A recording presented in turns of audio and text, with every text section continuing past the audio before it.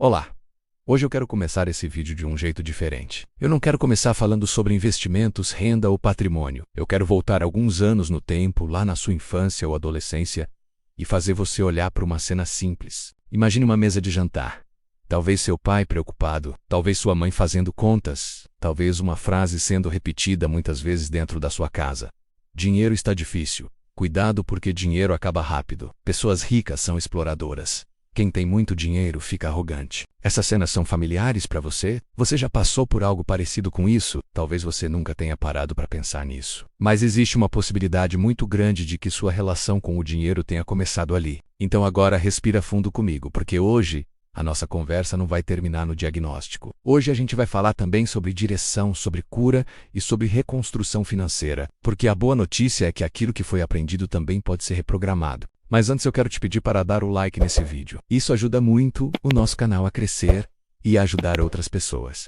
Posso contar com a sua ajuda? Então já dá o like e vamos continuar. Eu sei que talvez você esteja pensando, mas eu já tentei mudar minha vida financeira várias vezes. E talvez seja verdade. Talvez você já tenha tentado trabalhar mais, já tenha tentado organizar melhor suas contas, cortado gastos, procurado ganhar uma renda extra, assistido vídeos, buscado aprender mais, lido livros, ouvido conselhos, feito contas e prometido para si mesmo que dessa vez as coisas seriam diferentes. E o mais difícil é que muitas vezes você faz tudo isso com sinceridade de alma. Você se esforça, você tenta melhorar, você acredita que agora vai, mas depois de um tempo parece que algo puxa você para o mesmo lugar de sempre, como se existisse uma força invisível trazendo você de volta para os mesmos medos, os mesmos hábitos e a mesma sensação de escassez. E é justamente isso que quero te mostrar.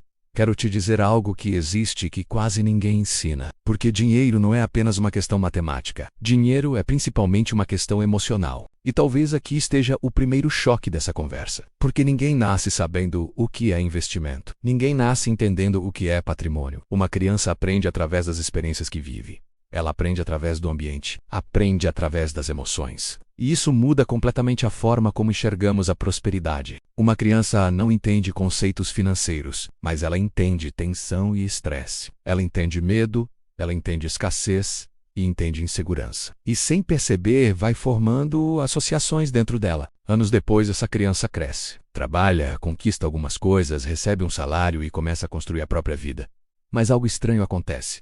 Ela sente um medo constante, tem dificuldade para desfrutar, sente culpa quando compra alguma coisa, precisa controlar tudo, vive preocupada com perdas que talvez nem existam. E é justamente nesse momento que muita gente começa a olhar para si mesma e fazer uma pergunta silenciosa: o que há de errado comigo? Porque, olhando de fora, aparentemente está tudo certo. A pessoa trabalha, se esforça, tenta fazer o que precisa ser feito, luta para melhorar de vida, mas por dentro continua carregando uma sensação constante de medo, tensão e insegurança. E talvez a resposta seja mais simples e ao mesmo tempo mais profunda do que parece. Porque talvez o problema nunca tenha sido falta de capacidade, falta de inteligência ou falta de força de vontade. Talvez o verdadeiro problema é que você nunca tenha aprendido sobre dinheiro de verdade. E sem perceber, você acabou aprendendo algo muito diferente disso. Acabou aprendendo. Na verdade, foi a ter medo do dinheiro. Agora presta atenção nisso porque essa diferença muda tudo.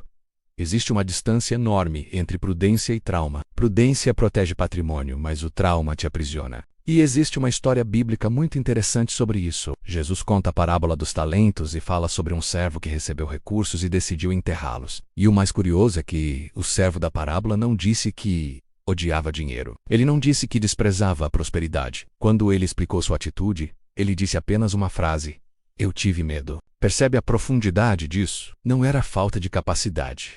Não era falta de oportunidade. Era medo. Talvez algumas pessoas estejam enterrando oportunidades hoje pelo mesmo motivo. Não porque sejam incapazes, mas porque algo dentro delas aprendeu apenas a sobreviver quando deveria ter aprendido a prosperar. E isso nos leva para uma parte muito importante dessa conversa. Existe um exercício criado por Freud chamado recordar, repetir e elaborar. E calma, porque se isso parece complicado, eu vou traduzir de uma maneira muito prática. Imagina uma folha dividida em 3 partes. Na primeira coluna você escreve a palavra recordar. E a pergunta é simples. Quando você pensa em dinheiro, qual a primeira palavra que surge na sua mente?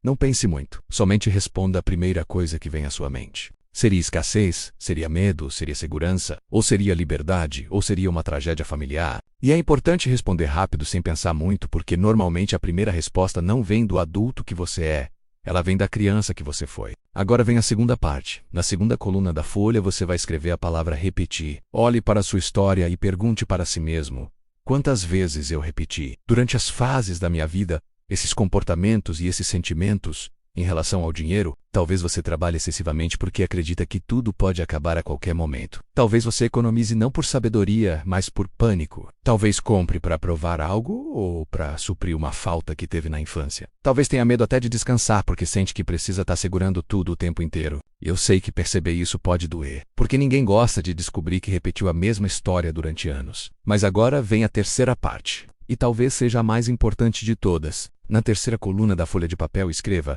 elaborar, e o que você precisa escrever nessa coluna é algo simples, mas é algo extremamente profundo.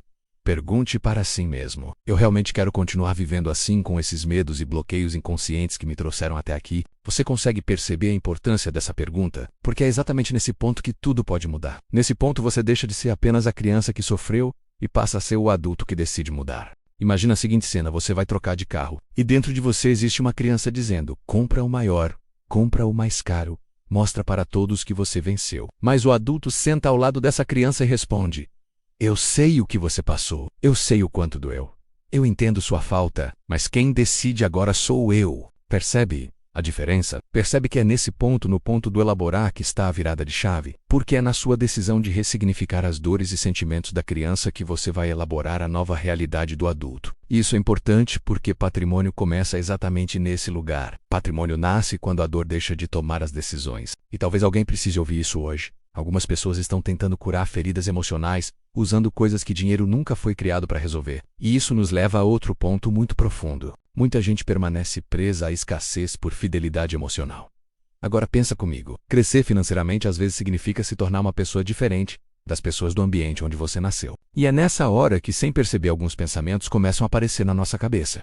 Se eu prosperar demais, as pessoas vão dizer que eu mudei. Se eu crescer muito, vou ter que me afastar das pessoas. Se eu ganhar muito dinheiro, vão me julgar e dizer que sou arrogante. E como consequência, aos poucos a própria pessoa começa a puxar o freio da própria vida por uma fidelidade emocional que jamais deveria existir. Existe algo muito interessante na história de Abraão. Quando Deus chama Abraão, a primeira instrução é sair da sua terra e da sua parentela. E aquilo não era sobre abandonar pessoas, era sobre abandonar limites. Porque alguns ambientes protegem nossa história, mas sufocam nosso futuro. E talvez honrar suas raízes não signifique permanecer preso nelas. Você já pensou sobre isso? E se tudo isso está fazendo sentido para você, vou pedir para deixar o seu like e compartilhar esse vídeo. Porque assim, o algoritmo entende que esse conteúdo é relevante e vai sugerir para outras pessoas. E com isso, você vai estar ajudando o canal Transbordo Infinito a crescer. Então já deixa o seu like e vamos continuar. Porque agora eu quero tocar em algo que hoje em dia está sendo muito falado. Tem muita gente falando sobre pensamento positivo, quase que como se isso fosse uma espécie de magia, uma coisa esotérica. Como se você só precisasse imaginar ou mentalizar alguma coisa e esperar o universo te entregar essa coisa. Mas para não causar polêmicas, vamos adotar que isso, digamos, seja uma meia-verdade. Porque a explicação real é muito mais interessante, pois não se trata de algo sobrenatural, se trata de ciência. Então, deixa eu te explicar. É cientificamente comprovado que seu cérebro não distingue realidade de fantasia. Ele apenas reage ao ambiente mental que você cria. Então, se você passa o dia inteiro repetindo para si mesmo coisas como: vai dar errado, eu não consigo, vai faltar, nunca terei nada na vida, o seu cérebro vai criar sinapses mentais, e as sinapses são processos eletroquímicos, como se fossem caminhos, e esses caminhos serão, na verdade, caminhos de medo e insegurança. Mas, por outro lado, quando você começa a dizer: vai ser difícil, mas eu vou aprender, eu vou crescer, cair, mas me levanto, ou eu vou conquistar isso, algo começa a acontecer, você cria novas conexões, novas sinapses, e seu cérebro começa a liberar substâncias ligadas à disposição, criatividade e à ação. Percebeu como é diferente? Não é apenas sentar, ter pensamentos positivos e ficar mentalizando e esperando uma Ferrari aparecer na garagem. É ter pensamentos positivos que irão aumentar a produção de substâncias químicas no seu cérebro e que irão criar um ambiente interno capaz de produzir em você atitudes externas. E essas atitudes externas é que te levarão ou trarão uma Ferrari para a sua vida. Porque pensamento gera química, química gera comportamento e comportamento gera resultado. Existe até um princípio bíblico muito poderoso que diz: como o homem pensa em seu coração, assim ele é. E isso não é misticismo. Isso é uma direção para uma ação. Porque as pessoas que acreditam que elas podem crescer na vida são pessoas mais ativas. E elas tendem a levantar mais cedo, estudar mais, insistir mais e procurar ambientes melhores. E isso muda destinos. Agora eu quero encerrar com algo muito importante. Talvez alguém tenha ensinado você a sentir culpa quando dinheiro e felicidade aparecem na mesma frase. Mas vamos ser sinceros. Dinheiro traz felicidade, sim. Dinheiro paga tratamento. Dinheiro traz conforto. Dinheiro protege a família. Dinheiro compra tempo. Dinheiro resolve dores reais. Mas dinheiro não é felicidade. Porque dinheiro compra uma cama confortável, mas não compra paz para dormir. Compra uma casa, mas não compra amor dentro dela. Compra experiências, mas não compra propósito. Talvez a definição mais equilibrada seja essa.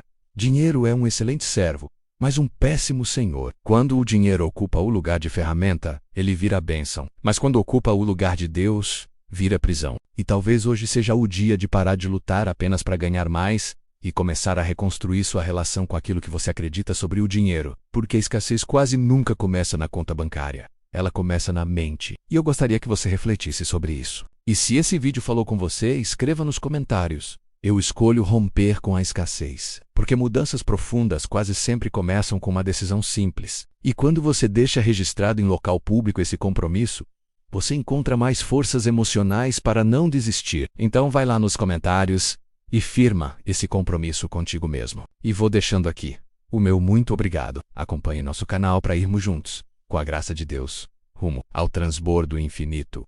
Gratidão.